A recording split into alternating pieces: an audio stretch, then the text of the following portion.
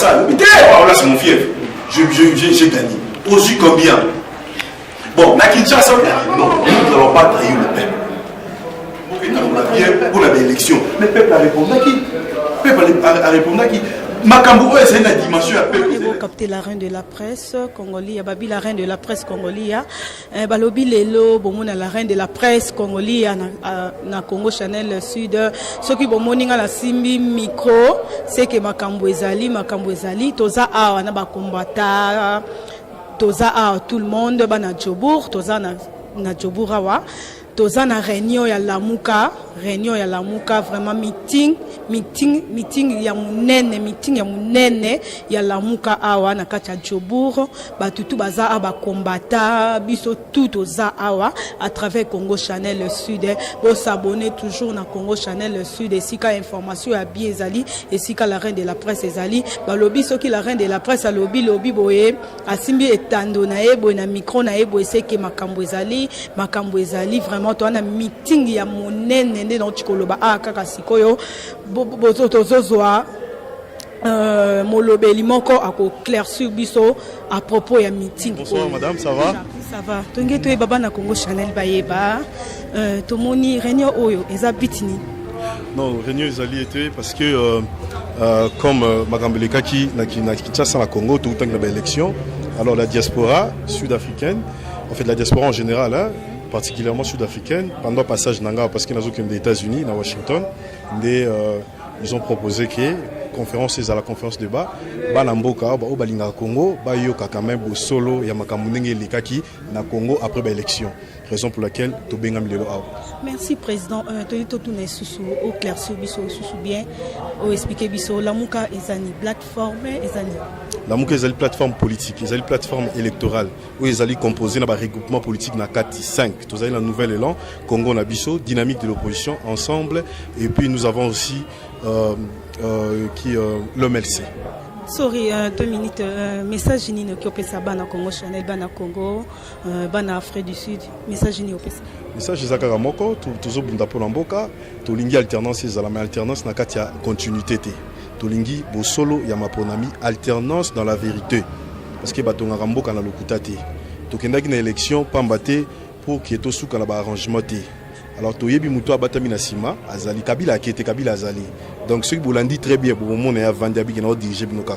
Merci beaucoup.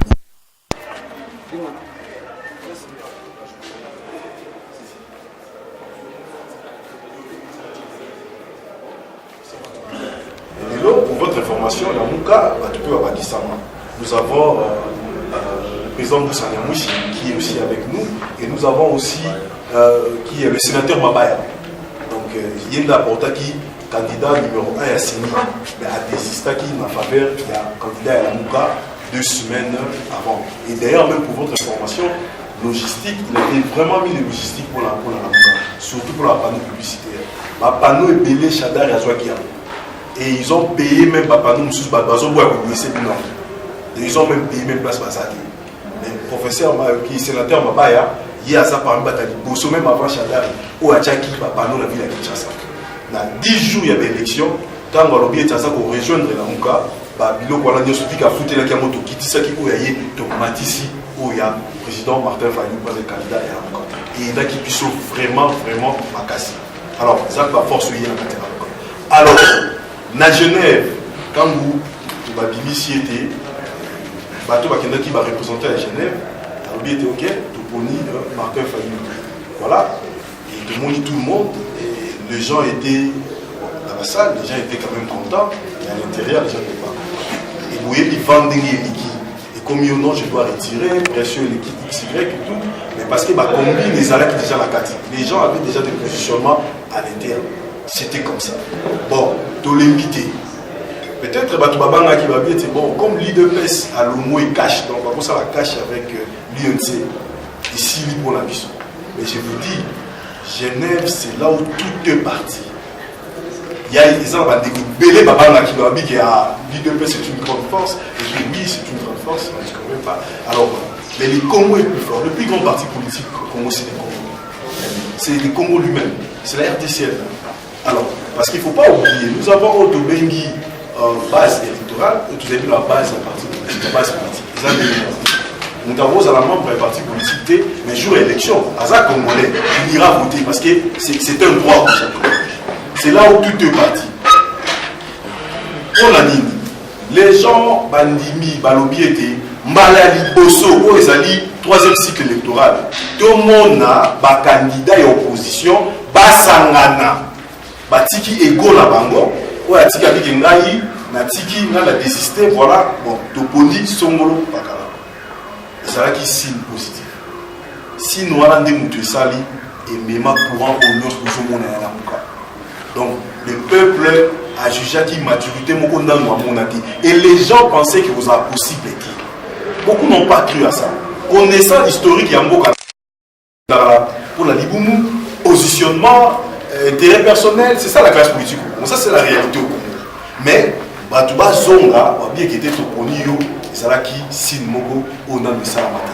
Et c'est ce qui a encore amené la confiance vis-à-vis de la population. Alors, le problème résidait à deux niveaux. Il y a les choses qui, de part, il y a Kabila. Il y a Mibale, opposition, tant que ça le choix. Le peuple a dit, ok, ils ont la débat, ils ont dit, kaka, alternance T. Mais il faut que l'alternance dans la rupture. Pas l'alternance dans la continuité. Non, on ne va pas prendre les mêmes et recommencer. Les Français vont dire que les mêmes causes produisent les mêmes effets. Alors, le peuple s'attendait à une rupture totale. Rupture faisable. Alors, bateau babomi bango, bateau bakangaki bango, il y a des familles, des blessures, mitema bateau ça ko beba. Si le bon fait les bazali, pourquoi ma kol bazali. Donc on c'est le ko na ti. Côté ça dans ça dans makasi, dans de civilité, ils ont makasi. Alors, il faudrait donner de l'espoir à cette population. Et la population a fait sa biso makasi. Dès yango wala to bandi koké. To komi avant l'élection, nanga bandi ba scénario. Batumbi logistique il y a Seni avec machine à voter. Si les lois sont la tourne bino sur nous a Kinshasa, nous avons ta machine logo Izika tout le monde a dit. Tout a commencé à partir de là. Pourquoi Bandeli Wana? Ils ont commencé à voir cette la montée en puissance de la Mouka. La Mouka était devenue incontrôlable. Parce que, vous savez, on ne doit pas ignorer aussi que chez nous, la politique aussi, c'est aussi par rapport, c'est régional. Ça, c'est une réalité en Afrique entière. Les Arabes pas la puissance, c'est la réalité de l'Afrique mobile. Mais ce qu'on a résultat, il y a mon picou. En vrai, donc, ils sont les lots. Et ceux qui pouvaient éviter de ça 60 jours depuis que l'élection. En 2006, en 2011, le résultat de l'élection est bima bureau par bureau. On sait qu'il y avait tricherie. Mais demandez-moi pourquoi ils ont oublié. Tricherie, c'est difficile, les amis. Et car les âmes cassent, c'est difficile. Et qu'est-ce que nous on avait fait? Ils ont donné les résultats. Il y a machine à voter, il y a des copies électroniques. Nanga nous a dit une semaine avant que à Kostangu, il y a CNN, RFI, Basali, investigation. En jamais renseigné à témoigner que ici biso, papier qui permet de tinda, machine à puce dans la SIM. Ils ont la puce sur la SIM et ils ont automatiquement le résultat. Nanga wangani. À promettre biso à lobby na biso boui que élection et vous avez la comptage manuel. Et vous avez électronique T, l'Okuta. Mais les résultats, on a na cour constitutionnelle, par le biais des alliés résultats issus, il y a la clé USB. Mais ils avaient ignoré que vous avez bon. Alors, tout s'est retrouvé dans l'élection, jour et l'élection chaotique. Mais qu'est-ce qu'on a fait? Les gens se sont battus parce que c'était leur avenir. Qu'on soit papier rouleau ou la machine à voter, au bon bayan. Ceux qui vont moniter les lots, résultat parce que ailleurs que ceux qui les lots à Bimisi, à l'objet à lui par exemple, na Lukunga bureau tel, fallu lui autant, Chadar autant, Félix est autant, pas bon c'est les frères. Tous ça. Donc ceux qui Bimisi, on va pas tout tiers. Et dans internet nous avons retrouvé des bulletins de vote, Boaki, Namai, tu retrouves la foule à Kinshasa, bulletin de vote. Et ils ont distribué dans quelques centres au Tobengi papier, il y a minene, il y a jaune, il y a PV. Nous avons des preuves. Et Bande Konabiso, il y a un catholique, Bango Basala qui supervision avec 40 000 observateurs. Et ils ont eu toutes les preuves au Bakoui Pozo, à peu près 86% au Bango Basala. Voilà. Alors, tu as bien été bon, ok? Élection électronique, c'est le résultat. Tu as dit que c'est le résultat, tu as dit comment on l'appelle. Président Martin, où il a contacté, où il a Bengi Boye, Bande Koneb Sabino. Tout ça, il y a un solo. Où il y a beaucoup de pouvoir. Nandegi a solo. On a fait ça. S'il y a des gens qui disent que, oh non, les amis sont allés négocier. Non. Quelle négociation, les amis? Quelle négociation vous parlez? Nous devons vendre ces pays. Les bourreaux doivent rentrer. Nous n'allons pas trahir le peuple. Nous n'allons pas trahir le peuple. Nous ne cherchons pas des postes, nous cherchons le pouvoir. Pour vous, quand il faut avoir le pouvoir, vous avez la poste été. Il faut avoir le pouvoir, vous avez pouvoir rendre comme un vrai changement. Pouvoir rendre comme un vrai changement. Alors, dès à moi là, vous voyez que le monde a été, Babandi Koubenga, l'accord diplomatique, on a vu les ambassadeurs, on a parlé avec le président du monde, même de l'Afrique. On a parlé avec vous, on a joué la diplomatie pour l'intérêt de la RDC. On s'est battu et tout, mais arrivé à un moment, dès que le président Martin Lobaki, après au coup Talana Kabila, il a dit, bon, je n'ai pas de problème, je peux le rencontrer. Voilà. Son seul problème, c'était qu'il ne voulait pas aller à Kinakati. Il a dit, non, ceux qui ont dans la concession, il y a MONUSCO, nous allons parler, ce n'est pas un problème. Au moins qu'il y ait un président sortant et un président entrant qui vont se parler. Parce que même au-delà de ça, il y aura toujours des mises reprises. Bon, on n'a pas eu de problème. Mais seulement pas de trahison. Pas de trahison. Voilà une réalité, ça. Allez, après ça, Madame Leila, il y a un représentant de MONUSCO, des Nations Unies dans le Congo, qui a Kabila, non, il fallait dire ça. Jusqu'aujourd'hui, comme Robaki Namiti, déjà, pour l'année, il était pourquoi. Alors, bref, les deux Yokomona, Babimisi, le résultat. Avant, Babimisi,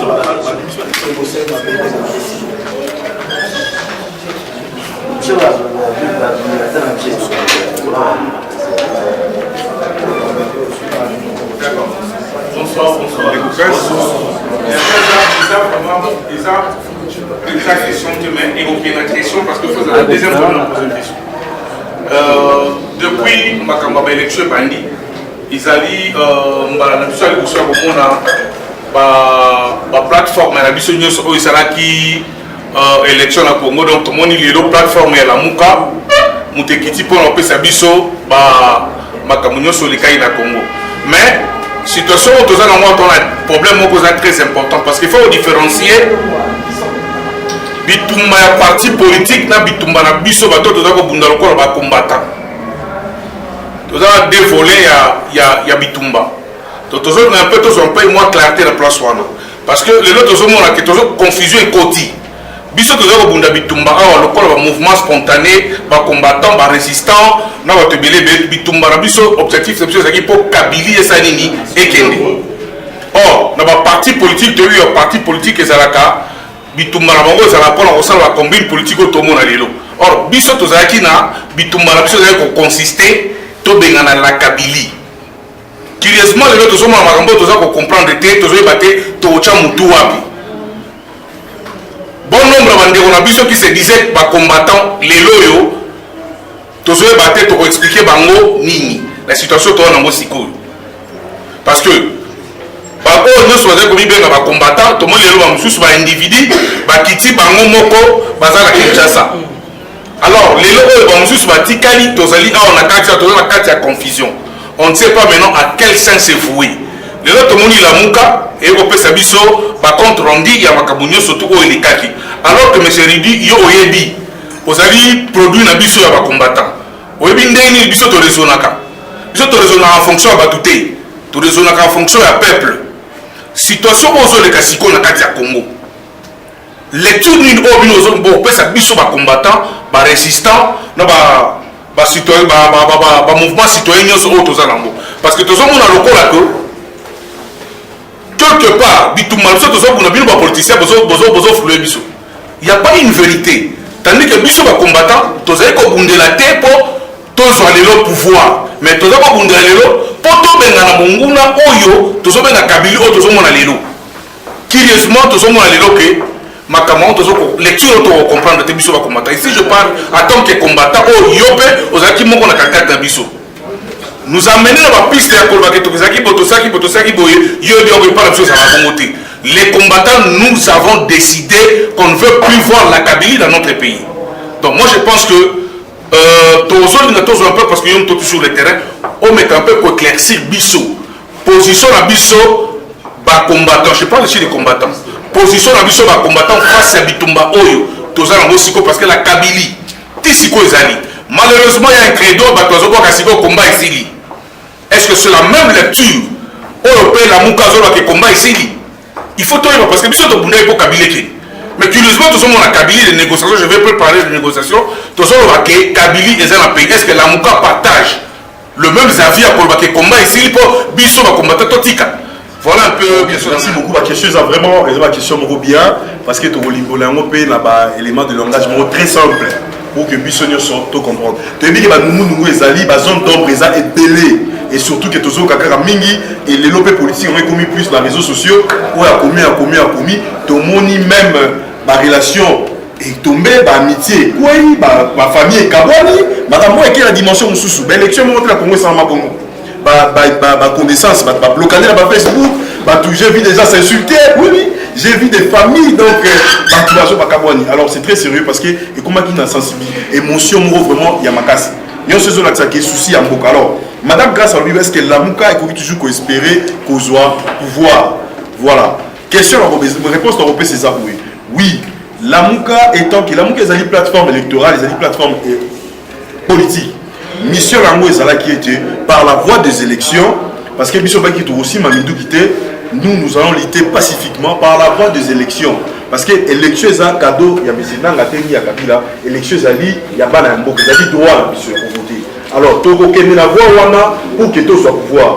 Dès l'élo, confisquer pouvoir, Yibi, Otobengi, comment vérité, Boussolo, Makonani, Pessi Yango, dans notre sous. Tu as dit qu'on espérait. Sauf qui est-ce que vous voyez Biki? Est-ce que vous voyez Biki dans le chapitre quand il y a Liboso avant matriquer l'élection, n'a rappelé Bisso Moukié. Tu as commis en février, Oyo, tu ici, papa Tshisekedi.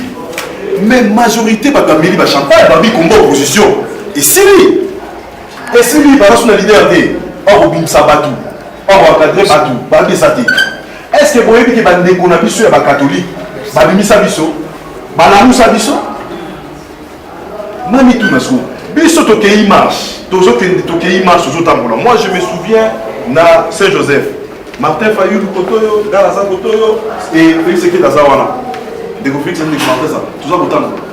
Bah tirer Liboso na quoi? Biso na ciment. Biso ko ba politique toujours na ciment. Parce que ceux qui ont tout n'ingaï, n'engagent pas la bimara la marche ou la catholique. Par contre, moi, la tiré la Samu. Mais ils ont traîné des masses. Est-ce que ça dit pour ma leader ou ça dit pour ma peuple? Pour remarquer les peuples. Même bateau, bah, y est pas l'été, mais pas traîner la masse. Pour la cause, ou pour une bonne cause. Babi que tout bima, pour la macambeta, l'imboka, mboka est bien, pour la élection. Mais le peuple a répondu à qui? Le peuple a répondu à qui?